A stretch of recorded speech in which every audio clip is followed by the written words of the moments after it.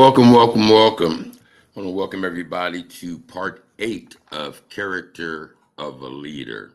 I hope everyone had a wonderful Thanksgiving, giving thanks to God for life and giving Him thanks for the family and the food that you're able to eat during Thanksgiving. All right, as I said last week, this week we're going to be looking at passion. Passion. How many of you know that passion is like a fuel in an engine? Without passion, you're going to go nowhere. Without passion, you're going to go nowhere. In my book, I wrote, a leader without passion is like an engine without fuel. Passion is what drives a leader to achieve great things. So if you have no passion, you're not going to achieve what it is that you're wanting to achieve because in starting something from ground zero, you're going to have bumps, you're going to have roadblocks and things that will disappoint you, and without that passion and that fuel to drive through that, you won't accomplish what it is you're trying to accomplish. So what drives a person to accomplish a hard task is passion. Have you ever had something that you were passionate about and the it got a little hard and rough, but through the passion and the drive and the fire that you have for that, you were able to make it through. Without that passion, most people would give up. So it takes passion to reach where it is that you want to go. All right. So, what is the meaning of passion? Passion is a strong feeling of enthusiasm or excitement for something or about doing something. So it's a excitement and enthusiasm in doing something or um, excited about something. So, what I'm going to use through this broadcast is work. So, when you get up in the morning, are you excited and have enthusiasm about going to work? If you don't, then you must not be working or your career must not be in your passion. In your passion. People that wake up passionate and excited and have enthusiasm and can't wait to get into the job, they have passion for what they're doing. They have passion for what they're doing. We're going to go deeper into that a little later in the segment here. Uh, Having passion is what you do. Having passion in what you do will be noticed by those around you. So if you have passion in what you're doing, what'll end up happening is individuals will notice that passion. And this is where promotions and things of this nature come to life. This is where your boss sees the work that you're doing, how good you're doing it, and promotes you into the next level. So when we do you have a passion for the work you do, or is it just for the money? Is it just for the money? That's a question. So, are you doing what you're doing for the money, or is it something that you get excited about and you have enthusiasm about? You want to wake up in the morning and you can't wait to get to work. And when it hits 5 o'clock and it's time to get off, you don't mind staying an hour or two just to get done what needs to be done. I remember times I couldn't wait. The whole day just drug. I just want to get off. People, just give me 1 minute. I got to take care of something here. Give me 1 minute.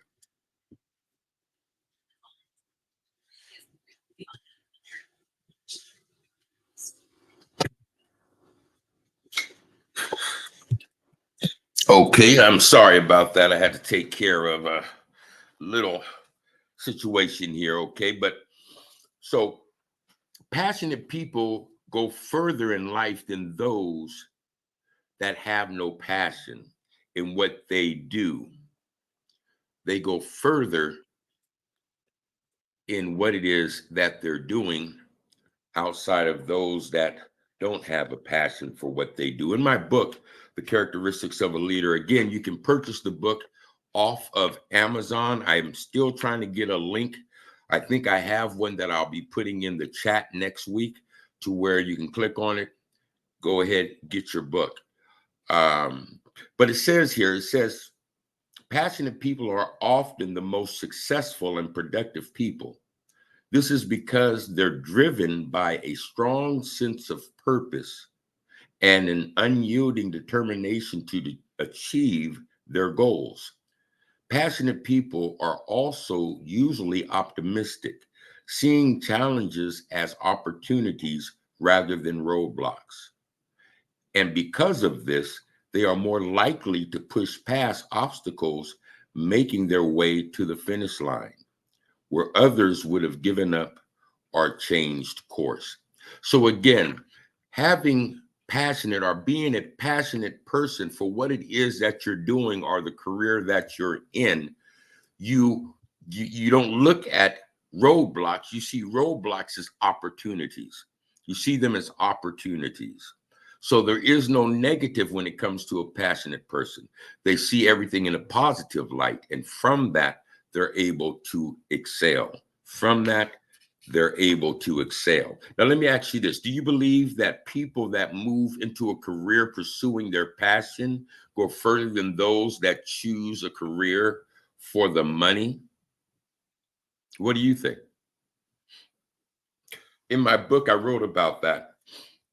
I wrote, there was a study cited by Robert J. Corgo and Louis Patrol that involved 1,500 people over a 25-year span, proving the power of passion. The group was divided into two groups, Group A and Group B. Now, Group A made up 83% of the sample and included individuals who packed a career path to make money so they would do whatever they wanted later. Now, the remaining 17% of the sample chose their career path for the inverse reason, to pursue what they wanted to do now and worry about money later. So you had those that went into careers for the money, and then you had those that went into the career for the passion or drive of what they wanted to do. Okay. Now, 25 years later, 101 of the 1,500 people have become millionaires. Of the 101 millionaires, 100 were from Group B. Now, remember, Group B was the group that went into their career with a passion for what they're doing, not concerned about how much money they were making. Okay. So that's the 100 were from Group B, the group that had chosen to pursue their passion. Okay. So what that tells us there is individuals that choose a course or a career that lines up with their passion and purpose are more likely to make more money over time than those that just get into a job for the money. Why is that? Great question. Reason being is you'll get into a job for the money, but you don't like the job. So what ends up happening, either A, you get fired, or two, you move on to another job. So you're having to start all over again. And then you get tired of that job, and then you won't move on to the next job. But a person that is passionate about their career, they're going to stay in that job and they're going to excel. Now, they may move to a different company and things of this nature, but they're moving with experience. So with that experience, they're getting more money. You see what I mean?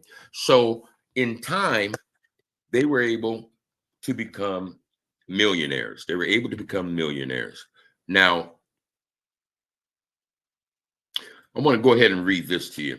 It says here that the study shows us that the highest level of success are reserved for those who identify and follow their passion. So my question to you is, whatever career that you're in, is this a career path that you're passionate about, or is this a career path that's making a bunch of money, but you really don't like what you're doing? That's a question. When we do what we love, we will be more engaged and productive. will be more resilient and optimistic. So if you want to be successful, like most of us do, find what you're passionate about and pursue it with everything you have. People, listen, we all are on the earth and we have been given a purpose. And that purpose is your passion. Okay. One of the things with me is, I love serving people. I love making people happy. I went through incarceration. I went through addiction, and I went into a clean and sober house. And through that clean and sober house, I was able to make changes in my life to be who I am today. And through that, I was given the opportunity to manage 12 Oxford houses on the north end of Seattle. And from that point within myself, I said, this is what I want to do. And today, that's what I'm doing.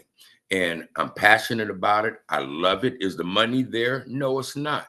But it's what I love to do. And me doing what I love to do, in time, the money will come. So for those out there that are listening, don't chase the money, because what's going to happen when you chase the money, you'll hate the job.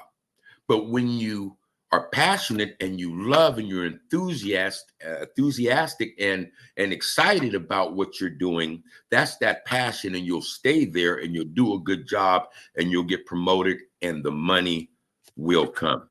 The money will come. All right. So, all right. So, passion is the fire that keeps a person going, but you have to have knowledge in what you're passionate in. You have to. Okay. So in my book, what I wrote here is this. I wrote this. If you want to be an effective leader, you must have a passion for learning and growing in your knowledge. So whatever you're passionate in your career, you must do research, study, get all the information you can. For me, I started looking at transitional houses other people were running, and I'd go to their website and see what they had, and I'd read up on individuals coming out of prison and their mindset, and how you have to handle them with kid gloves, and slowly get them back involved in the community, things like this. You must have knowledge. Okay.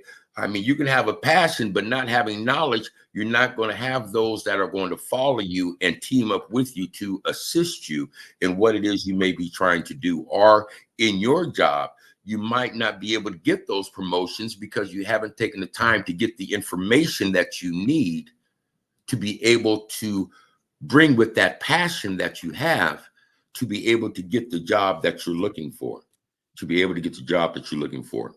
We must consistently study and research to make the best use of our time and energy. So I mean, it's okay to watch TV, but don't come home, watch TV, and play games all day.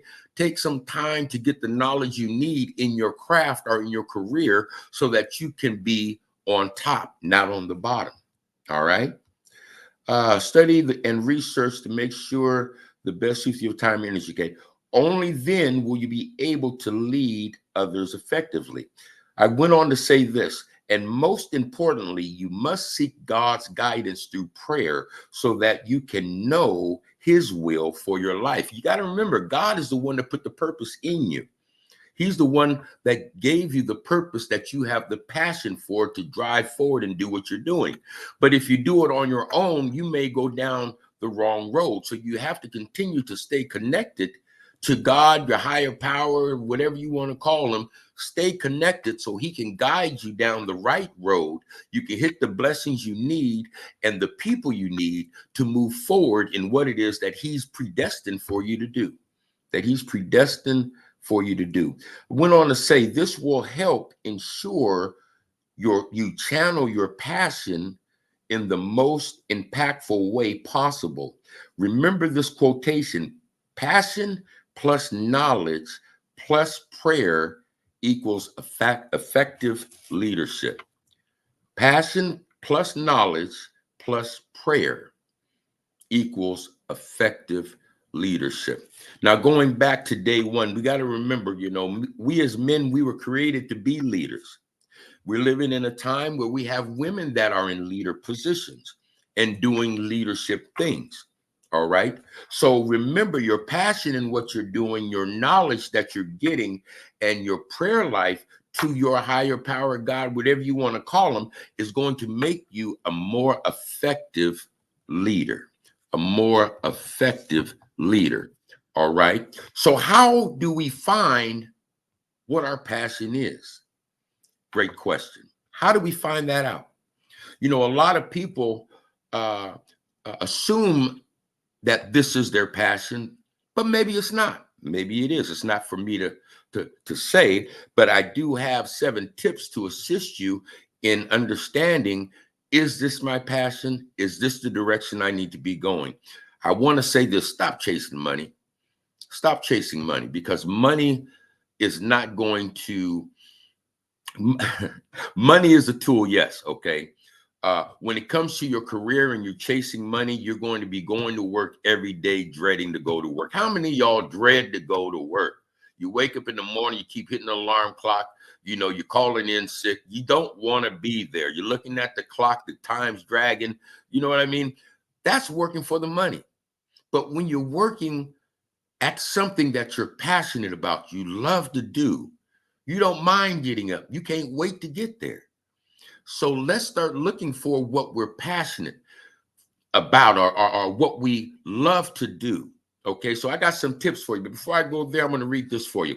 It says, everyone has their own passions in life, things that they love to do and that makes them feel alive. I'm going to stop there. Sometimes you can get in a dead end job and you're killing yourself. This is why some people have some medical issues, because they're stressed out, they worry, they don't like their boss, they get angry and frustrated. They bring that home, they start arguing with their kids, all because of what they went through the 8 hours in a job that they don't like. Okay. But sometimes it can be challenging to figure out what our passions are, particularly if we haven't been pursuing them actively. So here are 5 methods you can use to start uncovering your passions. 5 methods that you can use to start uncovering your passion. Number 1, think about the times when you felt the most alive and happiest. What were you doing in those moments? What activities were you engaging in? Then start exploring those things further and see if they hold your interest. So look back over, your life. What brought you excitement? What made you feel alive? What held your interest?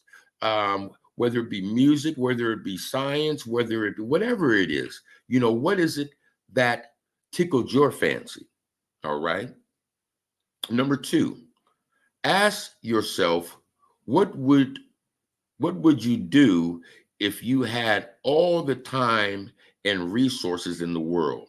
Would you travel, spend time with family, volunteer for a cause you're passionate about, paint, write, or play music? Whatever it is, start taking small steps towards making that dream a reality.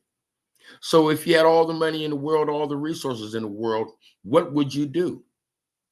A lot of people say travel. Well, maybe being a travel agent would be a great opportunity for you, or working at the airport at the ticket counter, assisting individuals that are traveling. Let me tell you something about that. You get a discount in your travel. So if you love traveling, that'll be a great opportunity for you.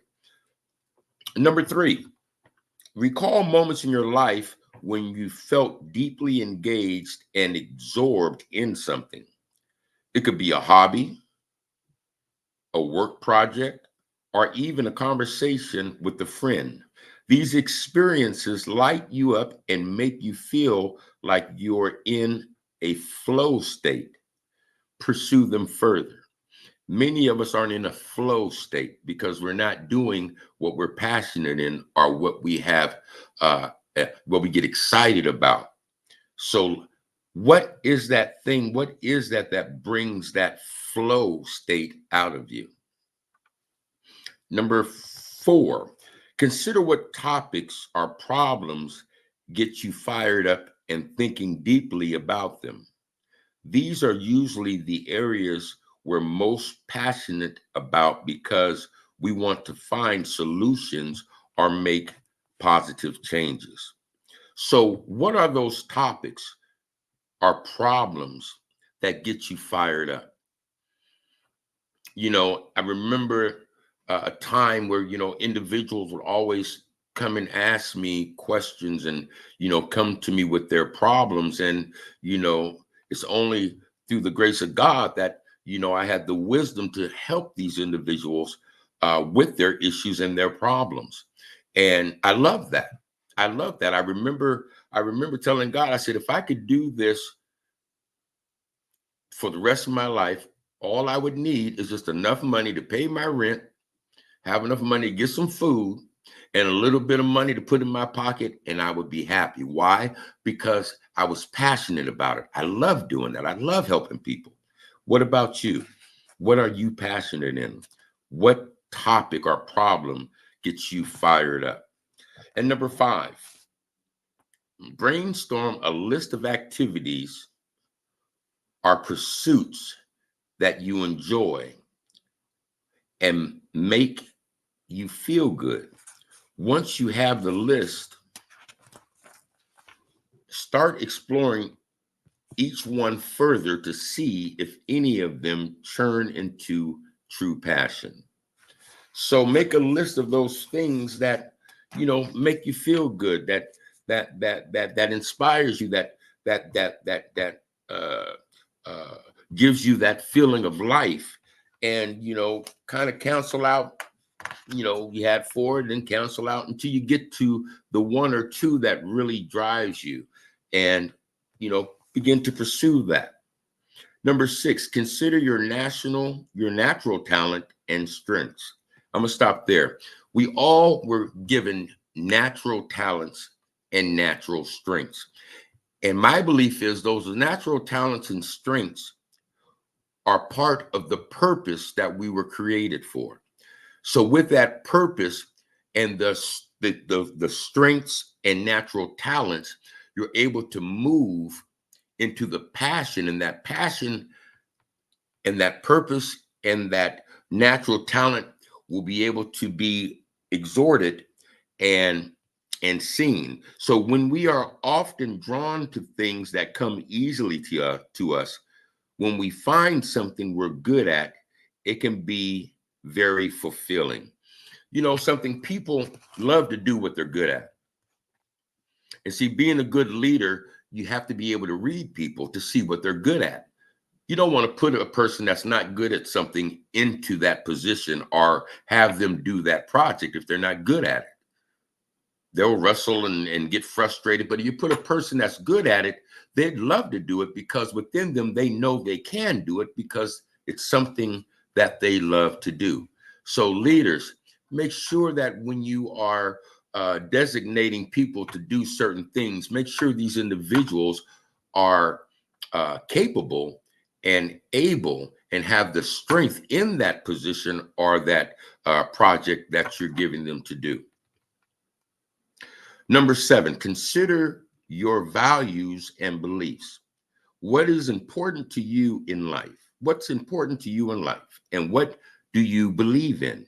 Your values and beliefs can be a strong guiding force in finding your passion.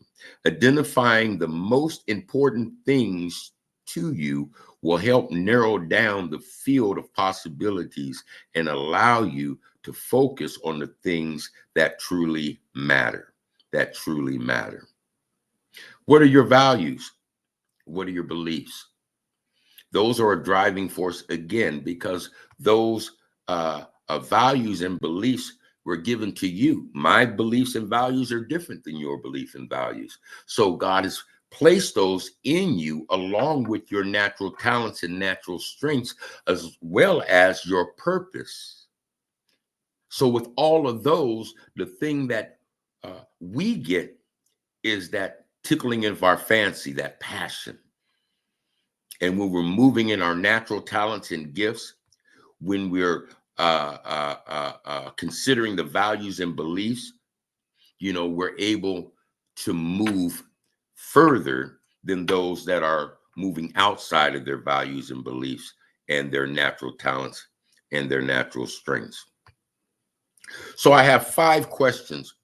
Like I said last week, after every chapter, there's questions that you can take and meditate on to see how passion is working in your life. Question number 1. Are you making a living out of your passion? If not, what's holding you back? Again, people that have their careers leading in their passion will go a lot further than those that are just in a career for their money. Okay. Number 2, how much time are you devoting to pursuing your passion? Are you pursuing time chasing after your passion, or understanding how your passion or what it is? How much time are you devoting? Number 3, what could you do to make more time for your passion? What can you do? Sacrifice, make sacrifices so that you're able to spend more time in your passion. Number 4, what steps can you take to turn your passion into a successful business or career? You know, most individuals are happy working for somebody else. That's just another another term of being a slave, working for somebody else. But when you have your own business based upon a passion or love that and something that you have, that's a good way to move. And number 5, how can you help? How can help? How can I help? How can we help achieve your goals? What kind of support do you need? When you have a goal, you're moving in something that's new, and you need those people around you that have the wisdom, knowledge, and understanding in the passion that you have. Okay. Excuse my dog. He must see somebody outside. So stop. So next week we're going to be talking about adaptability. Adaptability. So I'm gonna cut this short so I can take care of this dog. You guys have a fantastic week. We'll get back together next week again. If you have any questions or concerns, you can always hit me up on Facebook. Until then, peace out.